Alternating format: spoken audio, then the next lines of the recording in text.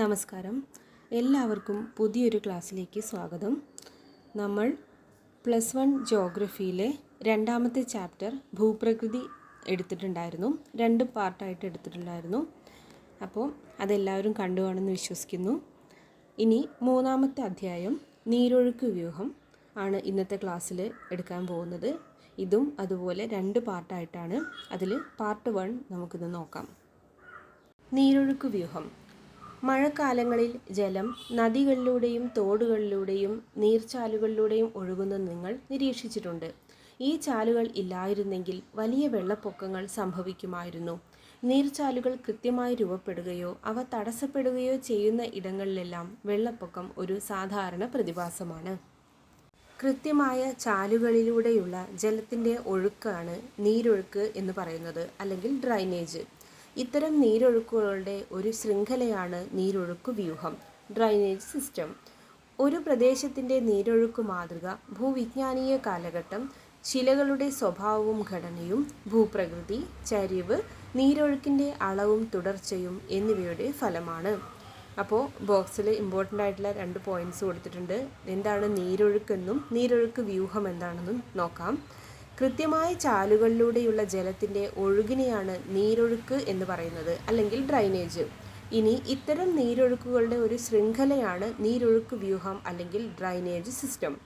ഒരു പ്രദേശത്തിൻ്റെ നീരൊഴുക്ക് മാതൃക എന്താണ്? ഭൂവിജ്ഞാനീയ കാലഘട്ടം, ശിലകളുടെ സ്വഭാവവും ഘടനയും, ഭൂപ്രകൃതി, ചരിവ്, നീരൊഴുക്കിൻ്റെ അളവും തുടർച്ചയും എന്നിവയുടെ ഫലമാണ്. ഒരു നദിയിലേക്ക് വെള്ളം എത്തുന്ന നിശ്ചിത പ്രദേശത്തെയാണ് വൃഷ്ടിപ്രദേശം അല്ലെങ്കിൽ ക്യാച്ച്മെൻറ്റ് ഏരിയ എന്ന് വിളിക്കുന്നത്. ഒരു നദിയും അതിൻ്റെ പോഷക നദികളും ചേർന്ന് ഒഴുകുന്ന മുഴുവൻ പ്രദേശത്തെയുമാണ് നീർത്തടം അല്ലെങ്കിൽ ഡ്രൈനേജ് ബേസിൻ എന്ന് പറയുന്നത്.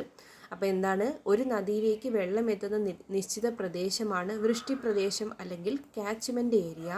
ഇനി ഒരു നദിയും അതിൻ്റെ പോഷക നദികളും ചേർന്നൊഴുകുന്ന മുഴുവൻ പ്രദേശത്തെയുമാണ് നീർത്തടം അല്ലെങ്കിൽ ഡ്രെയിനേജ് ബേസിൻ എന്ന് പറയുന്നത്. അടുത്തത് പ്രധാന നീരൊഴുക്ക് മാതൃകകൾ.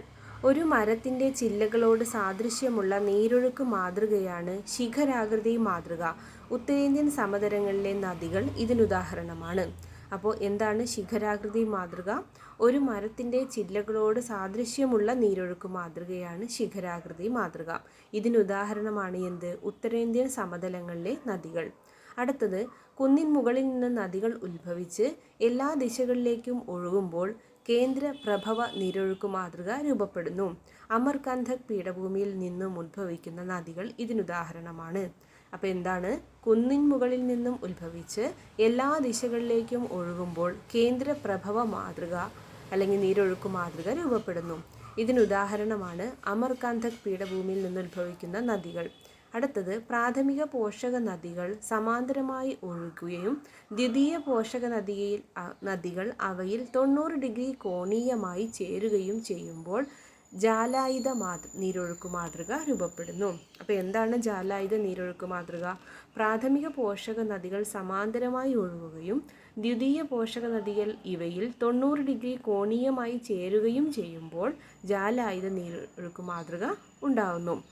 നദികൾ എല്ലാ ദിശകളിൽ നിന്നും ഒരു തടാകത്തിലേക്കോ താഴ്ചയിലേക്കോ ഒഴുകിയെത്തുമ്പോൾ അഭികേന്ദ്ര മാതൃക രൂപപ്പെടുന്നു. നദികൾ എല്ലാ ദിശകളിൽ നിന്നും ഒരു തടാകത്തിലേക്കോ താഴ്ചയിലേക്കോ ഒഴുകിയെത്തുമ്പോൾ അഭികേന്ദ്ര മാതൃക രൂപപ്പെടുന്നു.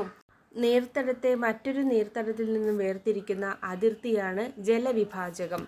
വലിയ നദികളുടെ വൃഷ്ടിപ്രദേശങ്ങളാണ് നദീതടങ്ങൾ. ചെറിയ നദികളുടെ വൃഷ്ടിപ്രദേശങ്ങൾ നീർത്തടങ്ങൾ എന്നും അറിയപ്പെടുന്നു.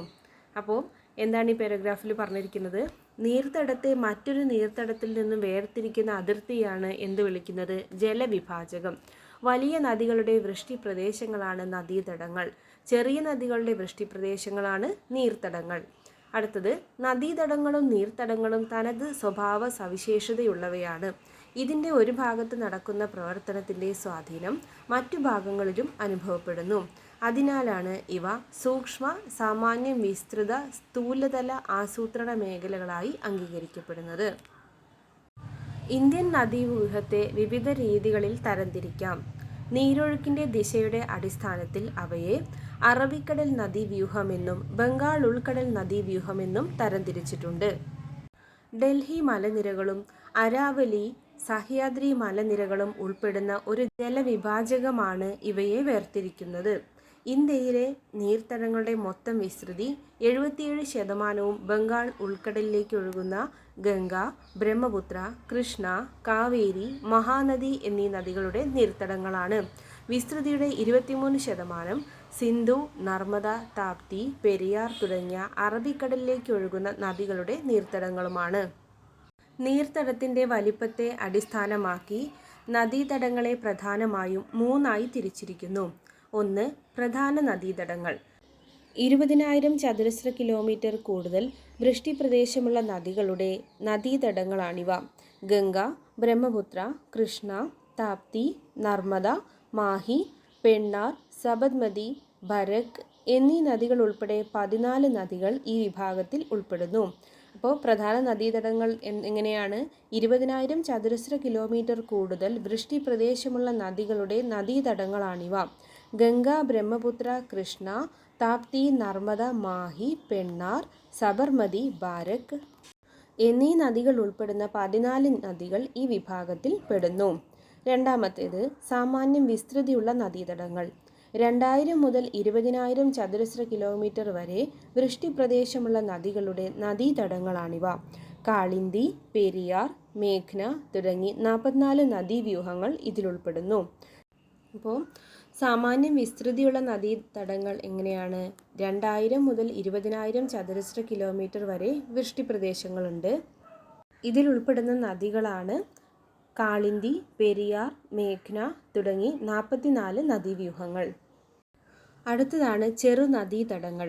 2000 ചതുരശ്ര കിലോമീറ്ററിൽ കുറവ് വൃഷ്ടിപ്രദേശമുള്ള നദീതടങ്ങളാണിവ.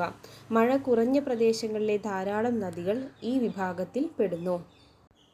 ഉപദ്വീപീയ പ്രദേശങ്ങളിൽ വലിയ നദികൾ പശ്ചിമഘട്ട മലനിരകളിൽ നിന്നുത്ഭവിച്ച് ബംഗാൾ ഉൾക്കടലിൽ പതിക്കുന്നു. അപ്പോൾ എന്താണ്? ഉപദ്വീപീയ പ്രദേശങ്ങളിൽ വലിയ നദികൾ പശ്ചിമഘട്ട മലനിരകളിൽ നിന്നുത്ഭവിച്ച് ബംഗാൾ ഉൾക്കടലിൽ പതിക്കുന്നു. ഇതിൽ നിന്നും വിഭിന്നമായി 2 പ്രധാന ഉപദ്വീപീയ നദികളായ നർമ്മദയും താപ്തിയും മറ്റനേകം ചെറു നദികളോടൊപ്പം അറബിക്കടലിൽ എത്തിച്ചേരുന്നു. ഉത്ഭവരീതിയും സ്വഭാവ പ്രത്യേകതകളുടെയും അടിസ്ഥാനത്തിൽ ഇന്ത്യൻ നദീവ്യൂഹത്തെ ഹിമാലയൻ നദികളെന്നും ഉപദ്വീപീയ നദികളെന്നും വേർതിരിക്കുന്നു. ഹിമാലയത്തിൽ നിന്നുത്ഭവിക്കുന്ന മറ്റു നദികളേക്കാൾ ഉത്ഭവത്തിലും പ്രായത്തിലും പഴക്കമേറെയുള്ളതിനാൽ ചമ്പൽ, ബെത്വ, സോൺ എന്നീ നദികളെ ഈ വിഭാഗത്തിൽ ഉൾപ്പെടുത്തുന്നതിന് പ്രശ്നങ്ങൾ ഉണ്ടെങ്കിൽ തന്നെയും ഇത് പൊതുവെ അംഗീകരിക്കപ്പെട്ടിട്ടുള്ള വർഗീകരണ രീതിയാണ്. ഇന്ത്യയിലെ നീരൊഴുക്ക് വ്യൂഹങ്ങൾ. ചെറുതും വലുതുമായ ധാരാളം നദികൾ ചേർന്നാണ് ഇന്ത്യൻ നീരൊഴുക്ക് വ്യൂഹം രൂപപ്പെട്ടിട്ടുള്ളത്. പ്രധാനപ്പെട്ട 3 ഭൂപ്രകൃതി വിഭാഗങ്ങളുടെ പരിണാമ പ്രക്രിയകളുടെയും വർഷണത്തിൻ്റെ സ്വഭാവ സവിശേഷതകളുടെയും ഫലമാണ് ഇന്ത്യൻ നീരൊഴുക്ക് വ്യൂഹം. ഹിമാലയൻ നീരൊഴുക്ക് വ്യൂഹം. നീണ്ട ഭൗമചരിത്ര കാലത്തിലൂടെ പരിണമിച്ചവയാണ് ഹിമാലയൻ നീരൊഴുക്ക് വ്യൂഹം. ഗംഗ, ബ്രഹ്മപുത്ര, സിന്ധു നദികളാണ് ഇതിൽ മുഖ്യമായും ഉൾപ്പെടുന്നത്. മഴയിൽ നിന്ന് മഞ്ഞുരുകിയും ജലം ലഭിക്കുന്നതിനാൽ ഇവ വറ്റാത്ത നദികളാണ്. ഹിമാലയ പർവ്വതം ഉയരുന്നതിനോടൊപ്പം തന്നെ നദികളുടെ അപരദന പ്രക്രിയയും നടന്നുകൊണ്ടിരിക്കുന്നതിനാൽ ഇതിൻ്റെ ഫലമായി രൂപപ്പെട്ട ആഴമേറിയ ഗിരികന്ധരങ്ങളിലൂടെ ഈ നദികൾ ഒഴുകുന്നു. ആഴമേറിയ ഗിരികന്ധരങ്ങളെ കൂടാതെ പർവ്വതഭാഗത്ത് ഇവ വി-രൂപ താഴ്വര, വെള്ളച്ചാട്ടം, ചെറുവെള്ളച്ചാട്ടം തുടങ്ങിയ ഭൂരൂപങ്ങളും സൃഷ്ടിക്കുന്നു.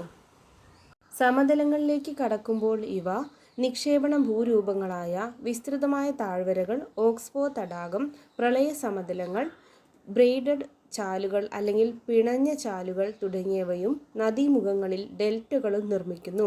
ഹിമാലയൻ പർവ്വത പ്രദേശത്ത് ശക്തമായി ഒഴുകുന്ന ഇവ സമതലങ്ങളിൽ വളഞ്ഞു പുളഞ്ഞൊഴുകുകയും തുടർച്ചയായി ഗതി മാറി ഒഴുകുകയും ചെയ്യുന്നു.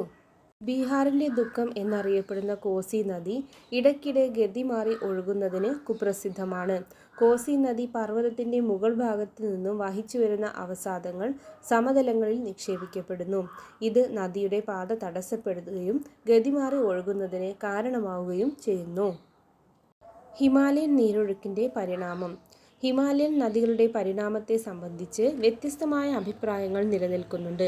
ഭൂവിജ്ഞാനീയ ശാസ്ത്രജ്ഞരുടെ അഭിപ്രായത്തിൽ 5 മുതൽ 24 ദശലക്ഷം വർഷങ്ങൾക്ക് മുൻപ് മയോസീൻ കാലഘട്ടത്തിൽ ഇന്ത്യയിൽ ഒഴുകിയിരുന്ന ഇന്തോ-ബ്രഹ്മ അഥവാ ശിവാലിക് എന്ന ഒരു ബൃഹത് നദിയിൽ നിന്നുമാണ് ഹിമാലയൻ നദികൾ പരിണമിച്ചത്.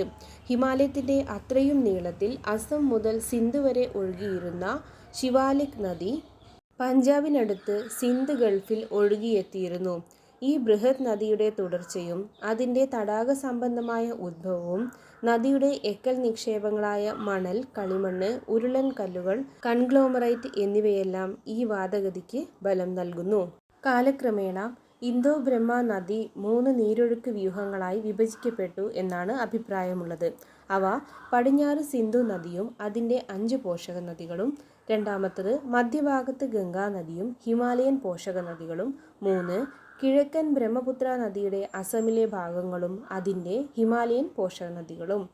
സിന്ധു-ഗംഗാ നദികൾക്കിടയിൽ ജലവിഭാജകമായ പോട്ടുവാർ പീഠഭൂമി അല്ലെങ്കിൽ ഡൽഹി റിഡ്ജ് ഉൾപ്പെടുന്ന പശ്ചിമ ഹിമാലയത്തിന് പ്ലീസ്റ്റോസീൻ കാലഘട്ടത്തിൽ സംഭവിച്ച ഉത്ഥാനമായിരിക്കാം ഇത്തരത്തിൽ വിഭജിക്കപ്പെട്ടതിന് കാരണമായത്. അതുപോലെ മധ്യ പ്ലീസ്റ്റോസീൻ കാലഘട്ടത്തിൽ മേഘാലയ പീഠഭൂമിക്കും രാജ്മഹൽ കുന്നുകൾക്കിടയിലുമുള്ള മാണ്ഡ വിടവിൻ്റെ താഴ്ത്തപ്പെടൽ ഗംഗ-ബ്രഹ്മപുത്ര നദികളെ ബംഗാൾ ഉൾക്കടൽ ഭാഗത്തേക്ക് വഴി തിരിച്ചുവിടാൻ കാരണമായി. ഹിമാലയൻ നീരൊഴുക്കിലെ നദീവ്യൂഹങ്ങൾ. ഹിമാലയൻ നീരൊഴുക്കിൽ അനേകം നദീവ്യൂഹങ്ങൾ ഉൾപ്പെടുന്നുണ്ട് എങ്കിലും പ്രധാനപ്പെട്ടവ ഇവയാണ്. ആദ്യം സിന്ധു നദീവ്യൂഹം. ലോകത്തിലെ വലിയ നദീതടങ്ങളിലൊന്നായ സിന്ധു നദീതടം 11,65,000 ചതുരശ്ര കിലോമീറ്റർ വിസ്തൃതിയും, അതായത് ഇന്ത്യയിൽ 3,21,289 ചതുരശ്ര കിലോമീറ്റർ, 2,880 കിലോമീറ്റർ ദൈർഘ്യവുമുള്ളവയാണ്. ഇന്ത്യയിൽ 1,114 കിലോമീറ്റർ.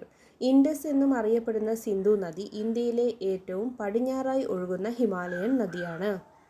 ടിബറ്റിലെ കൈലാസ പർവ്വതത്തിൽ സമുദ്രനിരപ്പിൽ നിന്നും 4,164 മീറ്റർ ഉയരത്തിൽ സ്ഥിതി ചെയ്യുന്ന ബൊക്കാർച്ചുവിനടുത്തുള്ള ഒരു ഹിമാനിയിൽ നിന്നുമുദ്ഭവിക്കുന്ന സിന്ധു നദി ടിബറ്റിൽ സിംഹത്തിൻ്റെ മുഖം എന്നർത്ഥമുള്ള സിംഗി കമ്പൻ എന്നാണ് അറിയപ്പെടുന്നത്. ലഡാക്കിനും സസ്കർ പർവ്വതനിരയ്ക്കും ഇടയിലൂടെ വടക്കു പടിഞ്ഞാറ് ദിശയിൽ ഒഴുകുന്ന നദി ലഡാക്കും ബാൾട്ടിസ്ഥാനും കടക്കുന്നു. ലഡാക്ക് പർവ്വതനിരയ്ക്ക് കുറുകെ ഒഴുകുമ്പോൾ ജമ്മു കാശ്മീർ ഗിൽഗിത്തിനടുത്ത് അതിമനോഹരമായ ഗിരികന്ധര താഴ്വര സൃഷ്ടിക്കുന്നു. ദാർദിസ്ഥാൻ പ്രദേശത്ത് ചില്ലാറിനടുത്ത് സിന്ധു നദി പാകിസ്ഥാനിലേക്ക് പ്രവേശിക്കുന്നു. അപ്പോൾ ഇത്രയാണ് നീരൊഴുക്ക് വ്യൂഹം എന്ന ഈ ഒരു ചാപ്റ്ററിൻ്റെ പാർട്ട് 1.